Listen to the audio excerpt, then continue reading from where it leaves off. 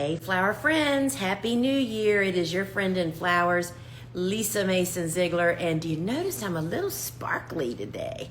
Thought I'd liven it up just a little bit here. I have missed you guys. It's been a couple of weeks since we've done an Ask a Flower Farmer, and I am just really glad to be here with you guys today. It is really cold here in Virginia, and I just had to do something outside for a moment, and it is really cold out there. I mean, I didn't put a coat on. I went out there like you're seeing me. Anyway, it's pretty nippy. So I hope you are cozy wherever you are. And let's catch up on a few things. And if this is your first time here, Ask a Flower Farmer is where the Gardener's Workshop sponsors a flower farmer to be here every Wednesday at 12:30, and occasionally a florist, to answer your questions, random questions that you guys post for about a half an hour. And so this is brought to you by the Gardener's Workshop, and we're just happy to do it. And we just really love bringing some of my friends on to actually do this for you. So the way it works, if you see that bubble down at the bottom with the question mark in it, that's where you post your question, so I don't miss your question if it gets filled in here with all the people's names rushing by. So, I mean, what do you ask questions about? Anything you want that's related to cut flower growing, whether it's growing cut flowers, seed starting, flower farming business, cool flowers, whatever you've got, I'll do my best to try to answer it. And while we're waiting for some questions to get down there, let's just catch up a little bit. First off, I just want from the bottom of my heart to thank all of you people that cleared our store over the holidays, and it is still going on now, folks that are shopping our tools and supplies and seeds. And I want to say that we are at the highest peak of the year, and the team is actually working overtime to get the orders out. So please be patient. We appreciate your kindness and your patience, and we are working as fast as we can to get everybody's orders out to them. And if you've never visited our website or our phone app, you should check it out, because we just pretty much sell the same things that I use. That's what we sell, are the same tools, seeds, and supplies, and of course my books and online courses that have brought me around, right? So I just really wanted to thank everybody. And so we are starting today. We're kicking off our seed starting season here on the farm. We're starting more cool flowers for the very early spring planting, as well as eucalyptus. I'll be actually doing eucalyptus today. You know, the Flower Farmer Club, which is my membership, we do the sew-in circle every Wednesday together. And today I'm going to be sowing eucalyptus and doing the cuttings of one of my favorite plants. So if you're in the club, you're in the Flower Farmer Club, be sure 2 o'clock today, sew-in circle inside the club, and we'll be doing that together. I can't wait. I mean, just having my fingers on plants and smelling, it's just like it takes you to spring, y'all. So I see we have a bunch of questions here. So I will say that Suzanne and I this morning, while we were shooting some video, we also reviewed our cool flower seed list of the seeds that we're going to be starting for the very early spring planting. And because, you know, we had kind of crazy weather here. I mean, we get cold, but we go from hot to cold, snow, ice, not covers up, they smother. So I'm just questioning the survival of a few things out in my garden. So I call it insurance seed starting. They are plants that Bobo is going to start them tomorrow. And they may never get planted if the plants look good once things change around here. But just in case, when you're a flower farmer, you don't gamble, right? So, you know, you just need to, it's just a whole different frame of mind. So let's see what the questions are down here. So if you have a question, put it down in the bubble with the question mark down below, so I don't lose it here because the names just keep moving it up. So let's take a look and see what some of our questions are.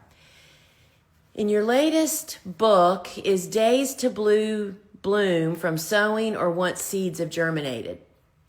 So Nellie Grace asks, in my book, the Cut Flower Handbook, which that's the one that's on the bottom row here behind me, that book And in everything on our seed packets and all of my books and kind of the general in the industry, when it says from seed to bloom 90 days, that means from the day the seed is started. So that means if you're starting it inside, that's when it starts. If you sow it in the garden, it's from then. So hopefully that it's from when the seed is put to soil and starts its process. Thinking of going back to soil blocking, did plastic trays last year, but need more space. Top tip on soil blocking. We could talk about that for half a day, right? But, first off, for soil blocking, I primarily only use the smallest blocker. That's the 3/4 inch, which enhances germination, but it also maximizes space. I mean, we start literally 95% of all the seeds that we start in the small blocker. Zinnias, marigolds, things I don't start in the small block, sweet peas, sunflowers. So the small block, use blocking mix. It's different. I mean, I see it all over social all the time. People talking about, you can use this soil. You can use any soil you want, but does it grow great transplants and hold up? Think about a freestanding block of soil with no container on the walls. You need a mix that binds together. It's like making bread, right? You don't want fluffy. You want the difference between a popover is what I thought of and a loaf of dense bread. So the small blocker, use the right blocking mix. The recipe is always on our website, as well as we sell the ready-made mix. And then get your environment correct, so that the soil is drying out every 24 hours, because it's the moisture level is what is most people's struggle.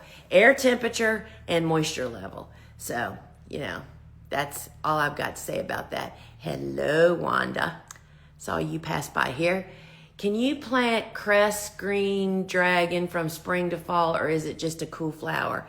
So, cress is a cool season hardy annual. In general, not always true, because, Lysianthus is a cool flower. It's a cool season hardy annual, and it blooms in the heat of summer. Straw flowers blooms in the heat of summer.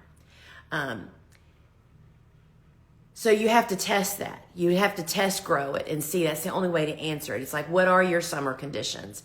I have no idea what its tolerance is. And then sometimes they're tolerated, but they fall victim to pest and disease. And my question would be, why would you want to? There's other stuff potentially.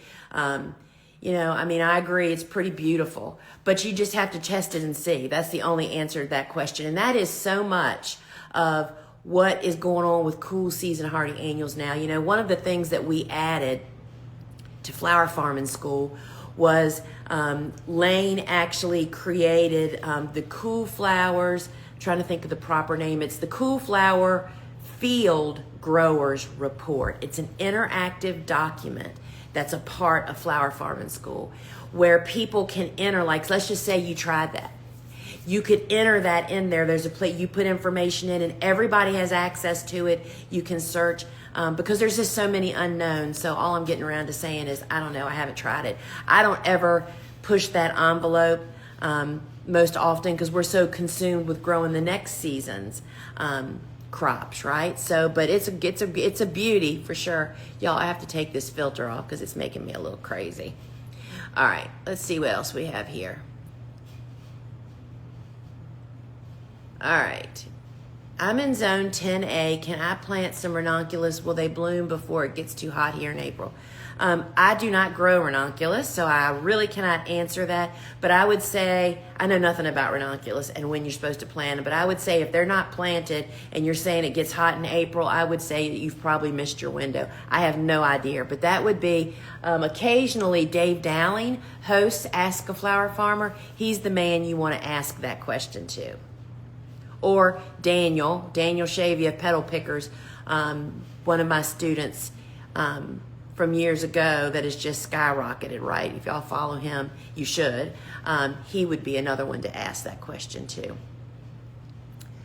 I know you always advise to take covers down when snow is in the forecast. Is that so even when there's going to be a heavy snow load that then becomes ice? I never feel courageous enough to uncover my plants. So this is a really great question, Nellie. So the bottom line is this.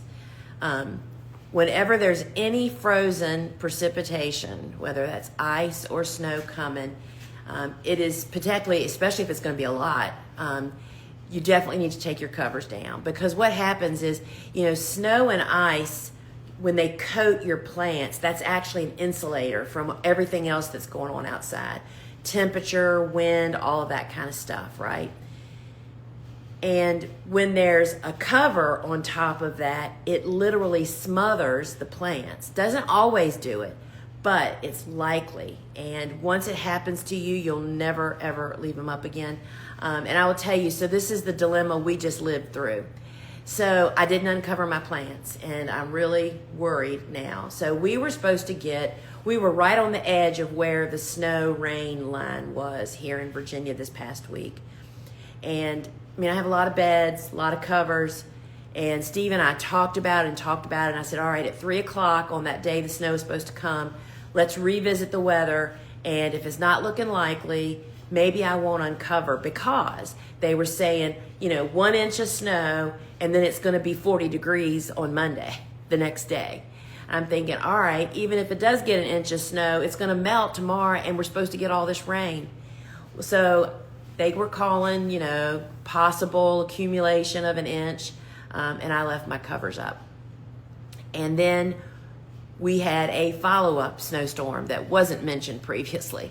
So my covers have been frozen in place up with snow on them, and it's sagging in it's the sagging problem that's the problem. So we'll see, but that's what you want to avoid.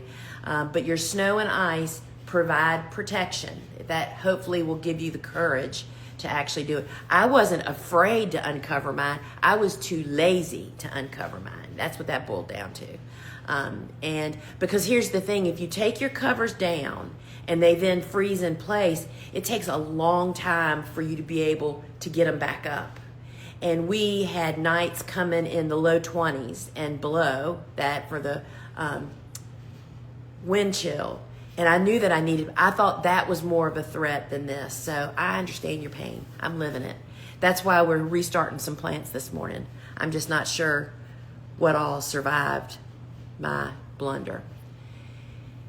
Is there better locations for planting eucalyptus? Let's see here. Is there a better location for planting eucalyptus, for instance, not near buildings or places where the roots might affect things? So Art Dolls, so eucalyptus, unless you are in the deep south, now 10A, the person that was in 10A asking about ranunculus, you need to be planting eucalyptus, because eucalyptus will grow into a tree where you are. You just need to cut the heck out of it. But eucalyptus is a tender annual for most of us. That means it won't survive our winter. We plant it as early as we can in spring, once it starts to get warm outside, and then it grows. And then unless you take extraordinary steps to protect it, it's going to die. You have to plant it again every year. So that would depend on where you live. But it can be a tree. That's California, Australia. They have trees, eucalyptus trees, huge trees. So yeah, that's true, but that doesn't typically happen unless you are in the deep south, or where there's just no winter, right? Is it too late to plant tulips in zone 6B? 1,000 tulips were just delivered to me. Oh my goodness. First off, I don't grow tulips either. And I would say, that would be another great Dave Dowling question. So tulips, I tell you where you can probably go and get the verdict on this fairly, get a lot of information on what to do with them. The No-Till Flower podcast with Jenny Love, No-Till Flower podcast. Dave Dowling and Jenny Love, both which are the Tulip King and Queen, did a podcast and spilled the whole deal. So that's where you need to go find out where you can, what to do about that. Hello, Ireland. What sunflower variety would you recommend to grow for cut flower bouquets? Well, Diana, I don't know if you have access to, but it's the Pro Cut series is the sunflower that I grow 99% of the time. We do throw in some others occasionally, but for succession planting, to have consistent, constant supply of sunflowers, the Pro Cut series has many different colors. However, I would grow the Horizon orange. The horizon is indicating the bud, the bloom, how it is on the stem. Instead of the bloom, if my hand is the bloom and my arm was the stem, instead of the bloom being up tight against the stem, which makes it really impossible to use in bouquets sometimes, the bloom is tilted more upwards, which makes it super easy to make bouquets. Florists adore them. So the Pro Cut series is our go-to. It is pollenless, which means it's a great cut flower, still produces nectar for bees, but it does not drop pollen on your customers' tabletops, and that makes it last longer. And it comes in a bunch of different colors. It's a single stem, which is the only way to grow cut flower sunflowers. So I hope that helps. You say y'all cover most things to protect from the cool winds, but have you trialed snaps without? Oh, well, I grew without. To answer that, I didn't start using row cover. I was just going through pictures the other day. I started growing in 1998, and I launched my flower farming business in 1998 we didn't know they were called cool flowers back then, with cool season hardy annuals. I didn't start using row cover until probably 2010. And I just didn't know about it and have access to it. And so what you find is that the plants, just think about the whole greenhouse effect. Instead of a plant sitting out there in the cold whipping wind like right now, frozen, and the wind's rocking it, which kind of messes with the roots and it just gets tattered and torn, versus under a cover that concentrates the warmth, so it's a few degrees warmer under there, plus the wind is blocked. Plants just tend to get more well rooted in. They grow earlier, they bloom earlier, they grow more abundantly. They just aren't as stressed. So yeah, you can definitely do it, and I did it for years. I mean, when we started using row cover, and I don't use row cover, I don't cover as much as people I think. I mean, we do it when the weather gets kind of crazy outside. Because I think fresh air is the best place for plants to be. Because when you put a row cover up, that also creates a great place for disease and pests also to develop, right? So if it is winter hardy in your winter hardiness zone, then you aren't required. It doesn't need a row cover to survive. A row cover just enhances the environment and grows a better plant. Can I use horse or cow manure in place of compost? Is there some prep needed in using fresh manure? So we do not use any fresh anything, fresh any type of manure, or fresh leaves as far as incorporating into the soil. So with manure, using it fresh means that it's hot as fire, which means it's like nitrogen. That'd be like pouring gas on your skin. That is super hot. But worse than that is it's got billions of weed seeds in it. And you are literally planting carpets of seeds that you will take decades to get rid of, even if you stayed on top of it. So all things must be processed before they go into the garden to be incorporated in the soil. Processed meaning composted. Whether that is compost that you make out of multiple ingredients, or a compost made from one ingredient like a manure.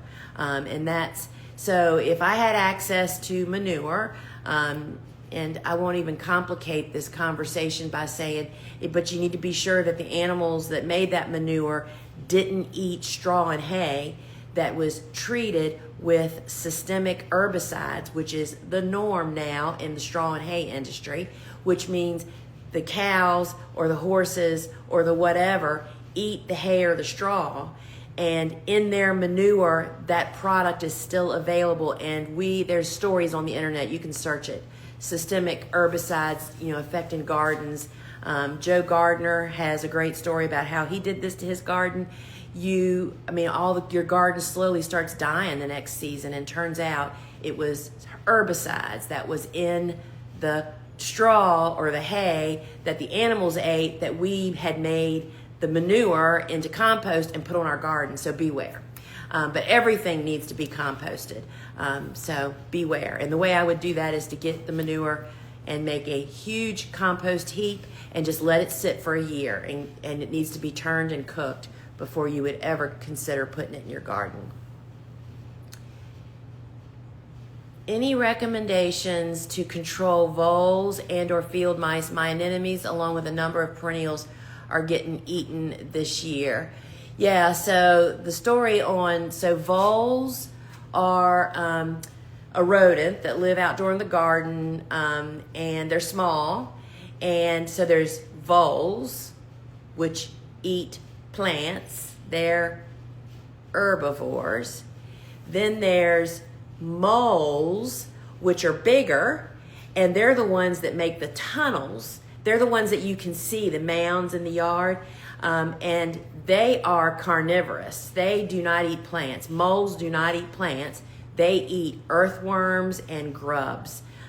They eat meat, right? But the voles use the moles' tunnels to really move around, and they make their own. So often, I'm just saying this because moles actually often get blamed for the plant damage, but you're in fact correct, it's the voles that are eating your plants. So that used to be our number one battle, probably like a decade and a half ago. I lost a whole bed, 4 rows, 100 feet long of, Spanish bluebells. Big investment for bulbs. I lost the entire bed in like 3 days. It was like a cartoon watching them wilt and be pulled down in the hole. So I feel your pain. And they'll eat larkspur, they'll eat snapdragon roots. If you've got a population, then they can really, really cause damage. And I tried all kinds of mess. I sprayed our garden to soil drench with castor oil, which I'm not sure that helped or didn't help or did help or not. We had so many, it was just, and we have a vole box that we used for years that had a mouse trap inside of it, and that worked really well. It's all a lot of work. And finally, I just kind of threw in the towel and learned about really encouraging predators of voles and mice and rats and every other, rodent, is we create habitat for snakes, raptors, which are owls and hawks. I have perches here on my farm. I have rock piles for reptiles. We have a lot of black snakes here, a lot of rat snakes.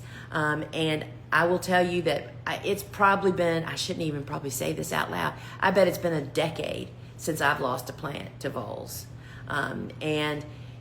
Snakes, I'm not a snake fan either, ladies and gentlemen, but I hate voles worse than I'm scared of snakes. And in fact, in this building I'm standing in, there is a little hole that a snake comes in and out of this building.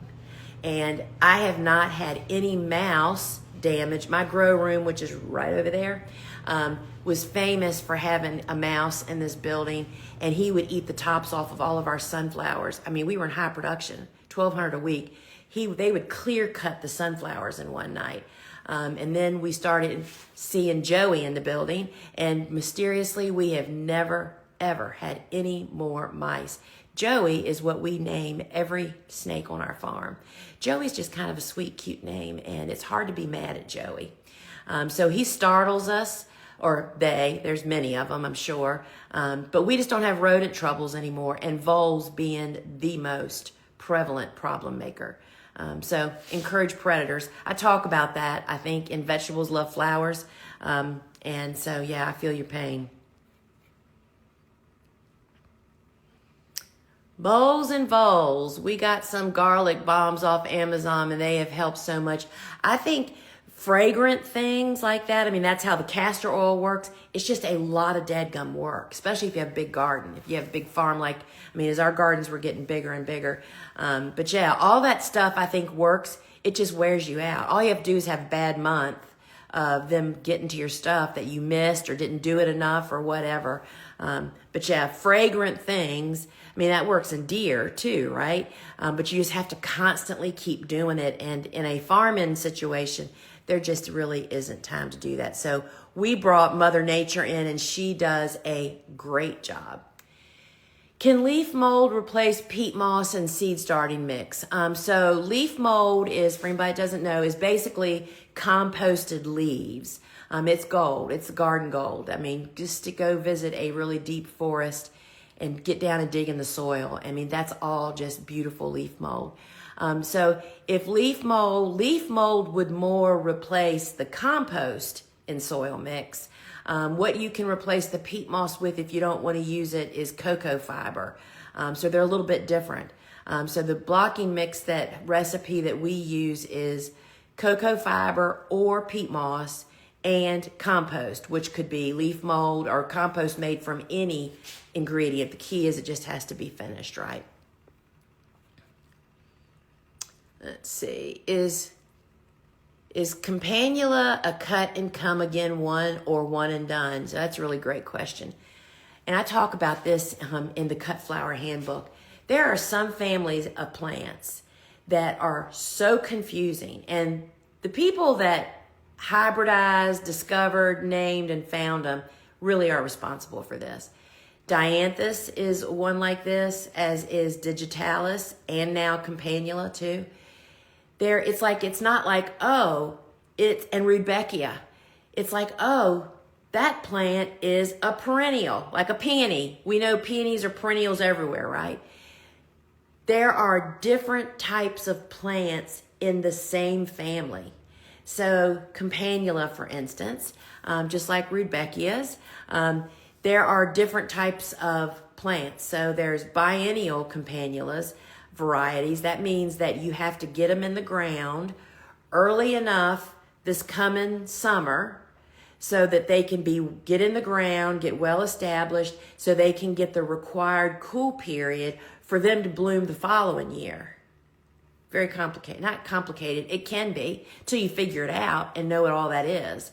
Then there's campanulas like the one that I grow, which is the Champion series, that behaves as a classic cool flower. You plant it in the fall, whatever your fall date is, and then it blooms the following spring. It doesn't require a cold period. And so it is a cool season hardy annual, so it typically does not bloom well into summer. But I get multiple stems off that. So come and cut again. Nothing is like that like a zinnia does, through warm season. So it just really depends on the variety and where you are. But we get a lot of production out of Champion. But there are most people plant the biennials thinking they're planting a hardy annual, and then they don't get them planted in time this year, so they don't bloom next year, and then they get ditched because they didn't bloom, and it's just a vicious old cycle. So friends, I wanted just to remind everybody that check out this Friday on the Inside My Shopping show in our phone app. I am doing, I think we've called it Seed Starting 101. I'm going to be going through the steps of seed starting and soil blocking. And if you don't have my phone app, you can comment app here. And it's free. Download it, because then you'll have a lot of great functions. You can participate in the giveaway, the conversation. It's really a lot of fun. So that happens on Fridays at 12 noon Eastern time. And we just kind of share how to do whatever it is we're doing on the farm, and we show the flower harvest, which this time of the year we have our dried flowers all lined up to share with you guys, and it's just a lot of fun and it's very, very helpful.